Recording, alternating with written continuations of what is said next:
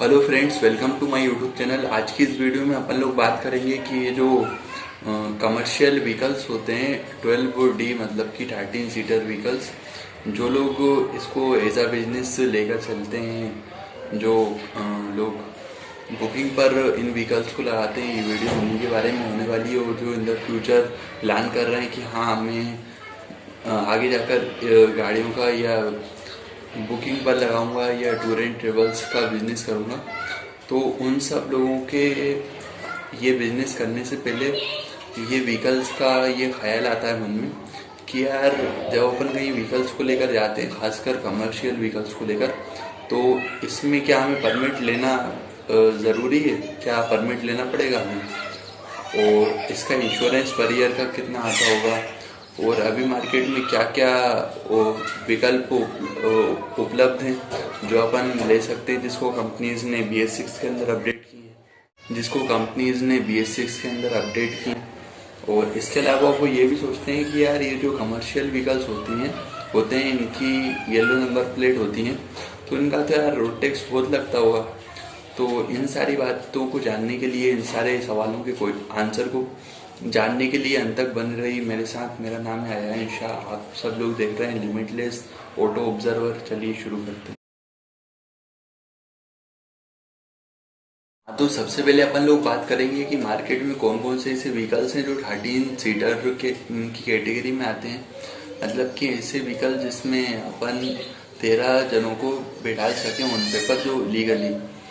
तो यार सबसे पहले तो जो सबसे फेमस व्हीकल है उसके बारे में बताता हूँ मैं, जो कि टूर एंड ट्रेवल्स में हर एक बिजनेसमैन की पहली पसंद है कि हाँ यार ये लॉन्ग टर्म रिलायबल है। तो मैं बात कर रहा हूँ फोर्स ट्रेवलर की। और इसके अलावा जो उससे थोड़ी सी कम पॉपुलर है, लेकिन इसमें भी इंडिया ने बहुत नाम कमाया है इस व्हीकल ने भी, जो कि है फोर्स की तरफ से आने वाला एक मॉडल फोर्स ट्रेक्स क्रूजर। और एक टाटा का भी व्हीकल आता है जो है टाटा विंगर, जो अभी 2021 में कंपनी ने इसको अभी नए अवतार में लॉन्च किया है, अपडेट किया है BS6 में। और इसकी डिज़ाइन लुक वाइज बहुत प्यारा लगती है ये व्हीकल। और इसके अलावा अपन लोग, जैसा कि आपने अभी देखा कि मैंने आपको बताया था 3 व्हीकल्स के बारे में, जो कि एक टाटा का आता है और 2 फोर्स के आते हैं, टाटा विंगर 2021, इसके बाद में फोर्स ट्रेक्स क्रूजर और फोर्स की ट्रेवलर। इसके बाद में जो चौथा व्हीकल है वो जो मेरा भी थोड़ा फेवरेट है, लेकिन इसके थोड़े डिसएडवांटेज भी हैं, इसलिए कुछ लोग प्रेफर करते हैं इसको चलाना और कुछ लोग नहीं करते, मतलब रखना या इससे मतलब बिजनेस करना। तो यार वो है मिनी बसेस जो कोच होती हैं, उनके बारे में बात कर रहा हूँ। इसके बाद में अब मैं आपको बताने वाला हूँ कि ये जो व्हीकल्स हैं इनका रोड टैक्स कितना लगता है। इनमें मेनली जो रोड टैक्स लगा जाता है वो 2 तरीके से लगता है। एक वो तरीका जो आपका लाइफ टाइम एक ही बार में पूरा आप पे कर सकते हो, वो ऑप्शन रहता है आपका सिर्फ 12+D के साथ में सिर्फ, मतलब कि अगर आपके पास में 13 सीटर का व्हीकल है तो आप लाइफ टाइम आपका 15 साल का उसका पे कर सकते हैं। लेकिन अगर आपके पास में 13 सीटर से ऊपर का कोई व्हीकल है, मान के चलिए 15 सीटर है, 20 सीटर है या 30 सीटर अगर कोई व्हीकल है जिसको आप यूज़ कर रहे हैं कमर्शियल तौर पर, तो यार आपको उसका देना पड़ेगा रोड टैक्स एक सीट के हिसाब से। और एक सीट का 200 रुपये देना पड़ेगा आपको पर मंथ का। मतलब कि अगर आपके पास में 15 सीटर कोई व्हीकल है तो आपको 3,000 रुपये आपके पर मंथ के जाएंगे और पर ईयर के जाएंगे आपके 36,000। वैसे अगर आपको अपने पास में 5 साल कोई व्हीकल रखना है तो मेरे हिसाब से तो यार ये वाला जो एक सीट वाला जो सिनेरियो है ना, ये बिल्कुल मुझे मतलब थोड़ा सही लगता है, क्योंकि जो लाइफ टाइम रोड टैक्स अपन पे करते हैं वो हर व्हीकल पे कम से कम सस्ते से सस्ता, और जो छोटा अगर 11-10 सीटर का भी जो व्हीकल होगा तो उसमें अपन को कम से कम 1,75,000 रोड टैक्स के पे करना पड़ते हैं, इसलिए बोल रहा हूँ। हाँ तो गाइस, मैंने जब दोबारा वीडियो देखी खोलकर तो यार मैंने उसमें हर चीज़ के बारे में बता दी थी, लेकिन एक चीज़ को मैं भूल गया था वो था ये जो परमिट का सीन, कि परमिट का सीन क्या है रहता है कमर्शियल व्हीकल्स में। क्या आपको कहीं जाने के लिए परमिट लेना आवश्यक होता है?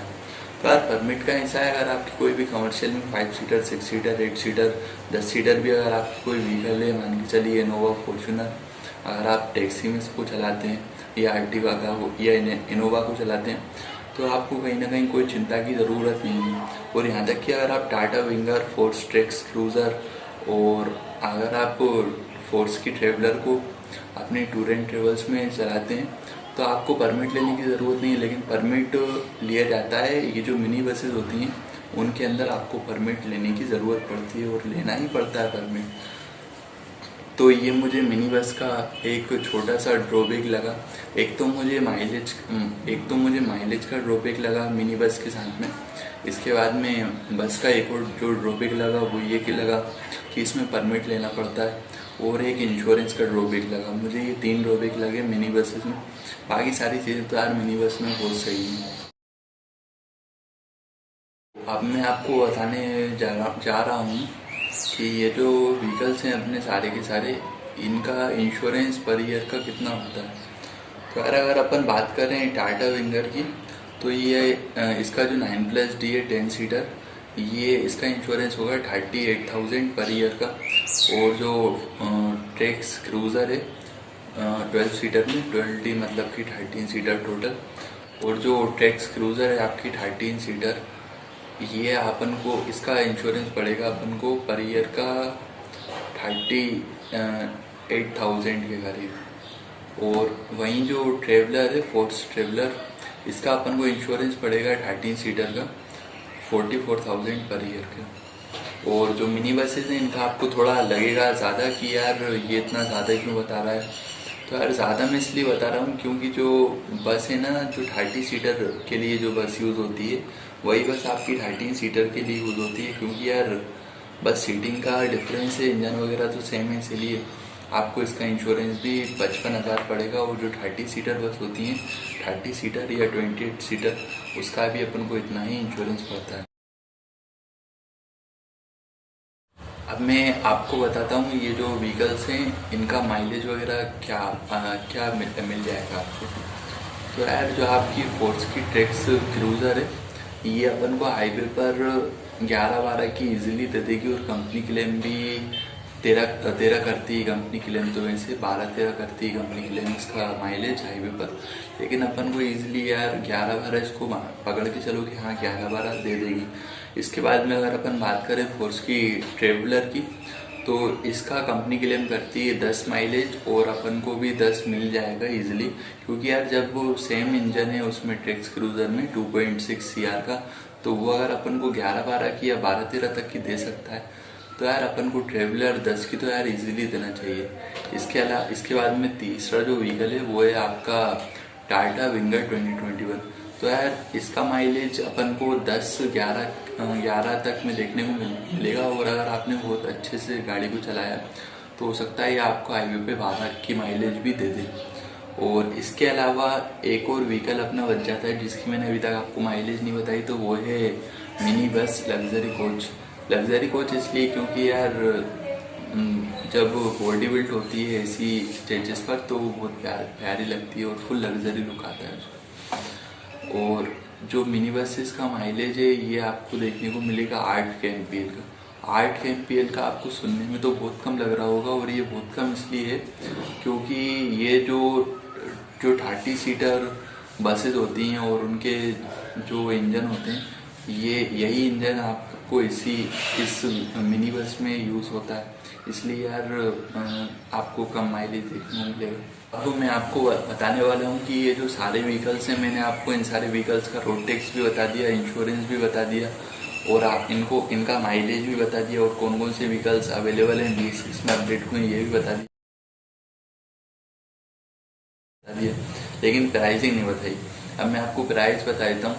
ये जो आपका फोर्स ट्रेक्स क्रूज़र है ये आपको ऑन रोड मेरी सिटी में भोपाल MP में 12 लाख से 13.5 लाख तक में पड़ जाएगा ऑन रोड। और जो आपका फोर्स की ट्रेवलर है, फोर्स ट्रेवलर, इसकी प्राइस अपन को 9+D AC में अगर अपन लेते हैं तो ये पड़ेगी अपन को 17,25,000 रुपये, ये ऑन रोड प्राइस है। और अगर मैं बात करूँ टाटा विंगर 2021 की, तो उसकी प्राइस अपन को देखने को मिलेगी 15 से 16.5 लाख के बीच में। और अगर मैं आपको बताऊं ये जो मिनी बसेस हैं, तो यार इनके तो बहुत कम भी हैं और बहुत ज़्यादा प्राइस भी हैं।